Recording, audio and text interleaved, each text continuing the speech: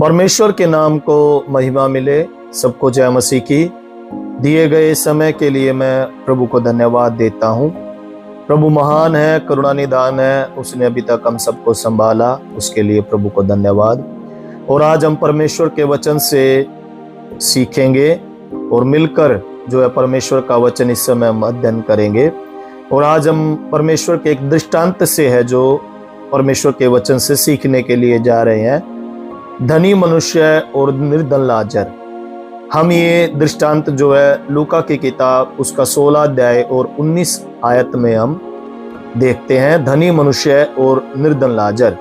19 आयत में लिखा हुआ है कि एक धनवान मनुष्य था जो बैंजनी कपड़े और मलमल पहनता और प्रतिदिन सुख विलास और धूमधाम के साथ रहता था। यहाँ पर एक मनुष्य के बारे में बताया गया है, लेकिन मनुष्य का नाम यहाँ पर नहीं दिया गया। केवल उसके बारे में लिखा हुआ है कि वो धनवान था और बहुत सारी संपत्ति उसके पास थी और अपने जीवन में वो पूरे ऐशो आराम के साथ प्रतिदिन रहा करता था और मलमल के कपड़े वो पहनता था और अच्छी अच्छी चीजें और धूमधाम के साथ है जो वो अपना जीवन निर्वाह करता था। सिर्फ इस मनुष्य के बारे में इतना ही यहाँ पर बताया गया है।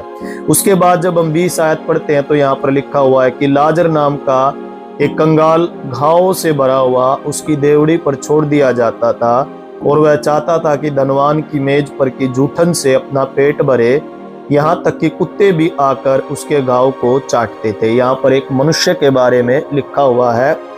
ऊपर जब हमने धनवान मनुष्य के बारे में पढ़ा तो उसका सिर्फ इतना ही बताया कि वो धनवान मनुष्य था, कोई नाम नहीं बताया।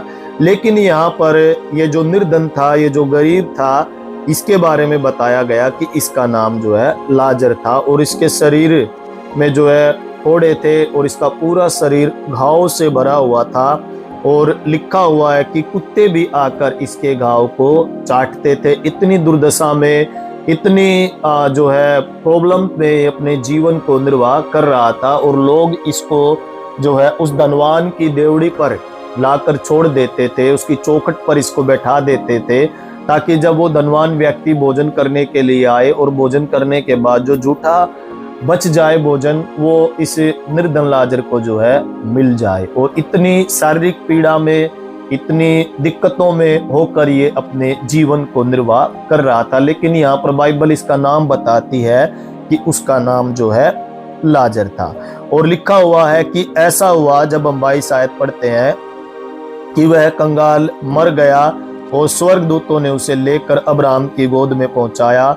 वह धनवान भी मरा और गाड़ा गया। यहाँ पर हम देखते हैं जो जिंदगी का एक नियम है, क्योंकि जो इस धरती के ऊपर आया है उसे एक दिन जाना है, चाहे वो धनवान है, चाहे वो निर्धन है, वो कोई भी है, चाहे वो पशु है, चाहे वो पक्षी है।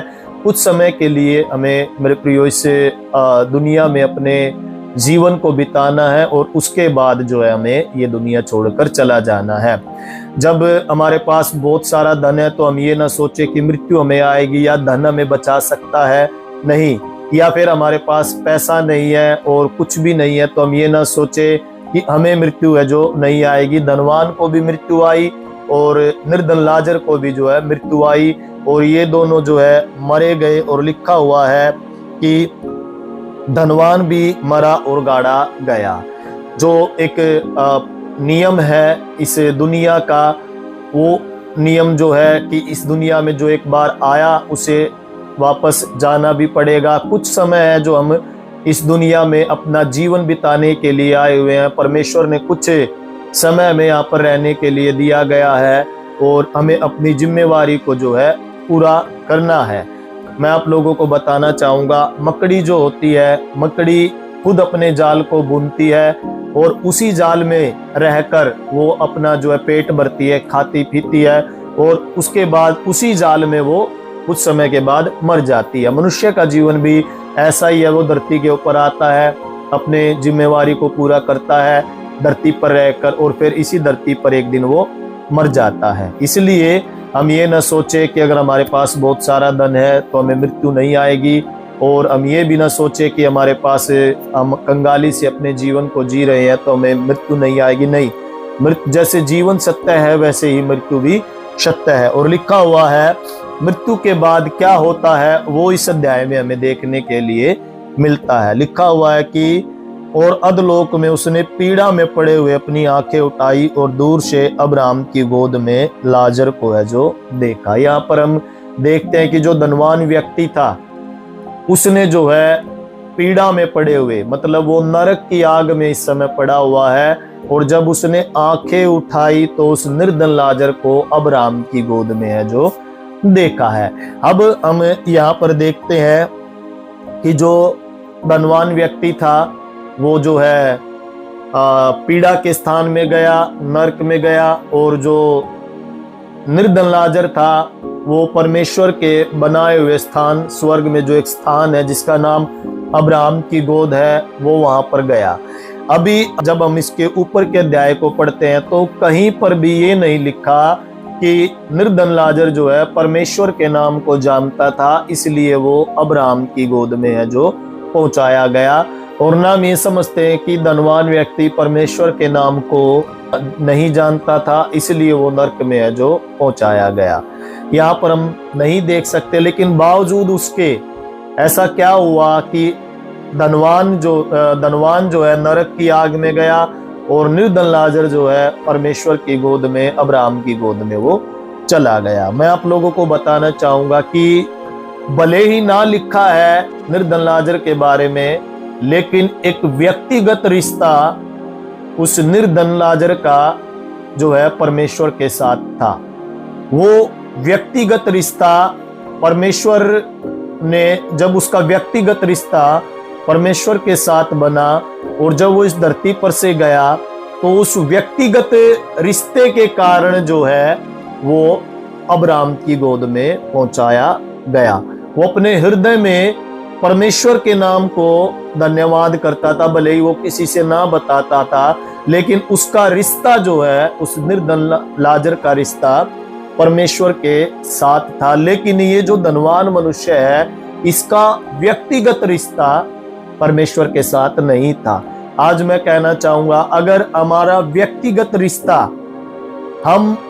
हमारा व्यक्तिगत रिश्ता अगर परमेश्वर के साथ नहीं है तो आज समय है हमारे पास कि हम अपना व्यक्तिगत रिश्ता जो है परमेश्वर के साथ हम बनाए। व्यक्तिगत रिश्ता जब आदम के बारे में हम देखते हैं, परमेश्वर का और आदम का एक व्यक्तिगत रिश्ता था, और शैतान की बातों को मानकर वो रिश्ता आदम ने परमेश्वर की आज्ञा को तोड़कर उस रिश्ते को भी जो है तोड़ दिया। उसके बाद हम देखते हैं कि मनुष्य का रिश्ता परमेश्वर के साथ टूट गया। लेकिन परमेश्वर ने अपने पुत्र अर्थात यीशु मसीह को जब इस धरती के ऊपर भेजा और जितनों ने उस पर विश्वास किया वो जो है परमेश्वर के संतान होने का उन्हें अवसर है जो मिला है, अर्थात यीशु मसीह पर विश्वास कर। तो आज समय है, अगर परमेश्वर के साथ हमारा रिश्ता टूट गया है तो हमें यीशु मसीह पर विश्वास कर जो है उस रिश्ते को फिर से स्थापित है जो करना पड़ेगा। यीशु मसीह है जो हमें पिता के पास पहुंचाता है और पिता के साथ हमारा रिश्ता स्थापित है जो करता है। यहाँ पर परमेश्वर का और निर्धन लाजर का व्यक्तिगत संबंध बहुत मजबूत था, इस कारण जो है परमेश्वर ने उसको अब्राहम की गोद में पहुंचाया।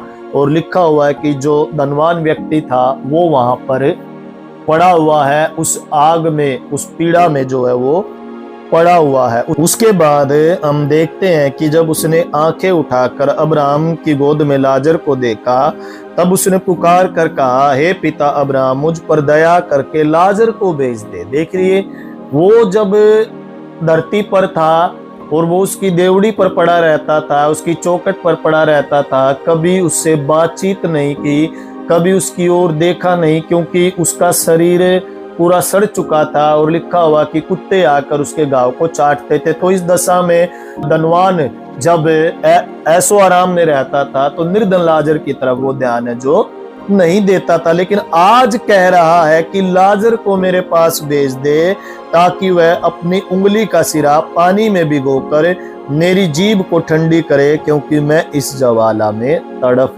रहा हूं। यहाँ पर विनती उस आग में पड़े हुआ धनवान व्यक्ति विनती कर रहा है कि लाजर को मेरे पास भेज दे कि ये अपनी उंगली का सिरा पानी में भिगोकर मेरी जीभ पर लगाए और मैं इस अत्यंत ज्वाला में मर रहा हूँ, जल रहा हूँ। एक समय ऐसा था कि ये इसको देखना पसंद नहीं करता था, लेकिन जब इसको पता चला कि ये जो है स्वर्ग में पहुंचाया गया अब्राहम की गोद में और मैं यहाँ पर पीड़ा में पड़ा हुआ हूँ, तब ये लाजर को अपने पास बुलाने के लिए परमेश्वर से आग्रह है जो मेरे प्रियो करता है। तो उसके बाद लिखा हुआ है, अब्राहम ने कहा, हे पुत्र, स्मरण कर कि तू अपने जीवन में अच्छी वस्तुएं ले चुका, वैसे ही लाजर बुरी वस्तुएं, परंतु अब वह यहाँ शांति पा रहा है और तू तड़प रहा है। मैं कहना चाहूंगा, अगर आपका जीवन धरती पर एक ऐसा जीवन है कि आपको यहाँ पर कष्ट है, बीमारी है, दुख है, पीड़ा है, तो परमेश्वर से आप कुड़कुड़ाए ना, परमेश्वर से आप वाद विवाद ना करें, बल्कि मैं कहना चाहूंगा आप अपने व्यक्तिगत रिश्ते को और परमेश्वर के साथ है जो मजबूत करें, क्योंकि हमारा धरती पर का जीवन लिखा हुआ है, ये संसार और इस संसार की वस्तुएं एक दिन मिट जाएंगी, इसलिए एक दिन हमें सब वस्तुओं को छोड़कर यहाँ से जाना है, सब पीड़ाओं को छोड़कर यहाँ से जाना है, सब बीमारियों को छोड़कर हमें यहाँ पर जाना है। और यदि हमारा व्यक्तिगत रिश्ता परमेश्वर के साथ मजबूत है तो हम भी अब्राहम की गोद में है जो पहुंचाए जाएंगे। लेकिन धरती के ऊपर हमारे पास बहुत सारा धन है, ऐशो आराम में रहते हैं और सब कुछ है, और परमेश्वर के साथ हमारा व्यक्तिगत रिश्ता नहीं है, तो हम लोग उस पीड़ा में हैं जो पहुंचाए जाएंगे। ये इस अध्याय में हमें स्वर्ग और नरक के बारे में हमें देखने के लिए मिलता है। उसके बाद वो विनती करता है कि इसको मेरे भाइयों के पास है तू भेज दे, क्योंकि लिखा हुआ है 27 आयत जब हम पढ़ते हैं, उसने कहा, तो हे पिता, मैं तुझसे विनती करता हूँ कि तू उसे मेरे पिता के घर भेज, क्योंकि मेरे 5 भाई है, वह उनके सामने इन बातों की गवाही दे, ऐसा ना हो कि वे इस पीड़ा की जगह में आए। उसने कहा, तो फिर एक काम कर प्रभु, इस निर्धन लाजर को मेरे पिता के घर भेज दे, मेरे 5 भाई है, क्योंकि वो उस दिशा में जब पड़ा है तो अपने भाइयों को वो याद करता है कि अगर वो भी इस जगह पर आ गए तो बड़ा मुश्किल काम होगा, बड़ी दिक्कतें होंगी, मैं यहाँ पर पीड़ा में पड़ा हूँ, मैं नहीं चाहता कि इस स्थान पर वो जो है इस पीड़ा में मेरे भाई भी आए। अगर लाजर उनके पास जाएगा तो वो उनको जो है मेरे बारे में बताएगा और प्रभु तेरे बारे में भी है जो बताएगा, और हो सकता है वो मन फिरा सके। लेकिन अब्राहम ने कहा, उनके पास तो मूसा और भविष्यवक्ता की पुस्तकें हैं, वे उनकी सुने। लिखा हुआ है कि उनके पास तो परमेश्वर का वचन है। आज मैं कहना चाहूंगा मेरे प्रियो, अगर हमारा व्यक्तिगत रिश्ता परमेश्वर के साथ नहीं है, अगर हम लोग परमेश्वर के वचन में अपना समय नहीं बिताते हैं, तो फिर हमारा कोई भी फायदा नहीं है। लिखा हुआ है, उसने कहा, नहीं ये पिता अब्राहम, पर यदि कोई मरे हुओं में उनके पास जाए तो वे मन फिराएंगे। उसने कहा कि ऊपर गया हुआ व्यक्ति जाकर उनको बताएगा तो वो मन फिराएंगे। मेरे प्रियो, आज हम ये ना सोचे कि कोई ऊपर से व्यक्ति हमारे पास आएगा और वो हमें बताएगा तब हम मन फिराएंगे। नहीं मेरे प्रियो, आज हमारे पास परमेश्वर ने अपने पवित्र शास्त्र को हमारे हाथ में दिया हुआ है, इसलिए हमें क्या करना है, इसलिए हमें इसको पढ़ना है और इसमें जो लिखा है इसके आधारित है जो हमें अपने जीवन को जीना है और अपने मन को फिराना है और अपना व्यक्तिगत रिश्ता हमें जो है परमेश्वर के साथ स्थापित करना है। जब हम व्यक्तिगत रिश्ता परमेश्वर के साथ स्थापित करेंगे और प्रार्थना में हम समय बिताएंगे और बाइबल पढ़ने में हम समय बिताएंगे, परमेश्वर की आज्ञाओं को हम मानेंगे, तो हम परमेश्वर अर्थात अब्राहम की गोद में हम भी इस धरती पर से जब कूच कर जाएंगे तो हम भी वहां पर पहुंचाए जाएंगे। सो मैं आप लोगों के लिए प्रार्थना करना चाहूंगा, परमेश्वर संदेश के द्वारा आप सबको आशीष दे। पिता परमेश्वर, धन्यवाद, आज हमने प्रभु व्यक्तिगत रिश्ते के बारे में प्रभु जी सीखा और हम प्रार्थना करते हैं पिता, इस संदेश को सुनने वाले हर एक उस भाई बहन के लिए जिनका रिश्ता अभी तक प्रभु तेरे साथ नहीं स्थापित हुआ है, प्रभु आज समय है प्रभु की परमेश्वर वो अपने व्यक्तिगत रिश्ते को प्रभु हालेलुया तुझ में प्रभु स्थापित करे और उनका रिश्ता प्रभु तुझ में मजबूत हो जाए। पिताजी हम प्रार्थना करते हैं, आपने पवित्र शास्त्र प्रभु हर एक के हाथों में दिया प्रभु, पवित्र शास्त्र की प्रभु वो सुनने पाए और अपने जीवन को वो जीने पाए। तेरी दया मांगते हैं, तेरा अनुग्रह मांगते हैं, धन्यवाद देते हैं। मसीह यीशु के नाम में हम इस प्रार्थना को मांगते हैं, सुन और ग्रहण कर पिता, आमीन। सो परमेश्वर का धन्यवाद हो।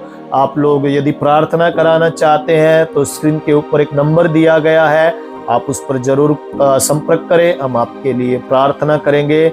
God bless you. प्रभु आप सबको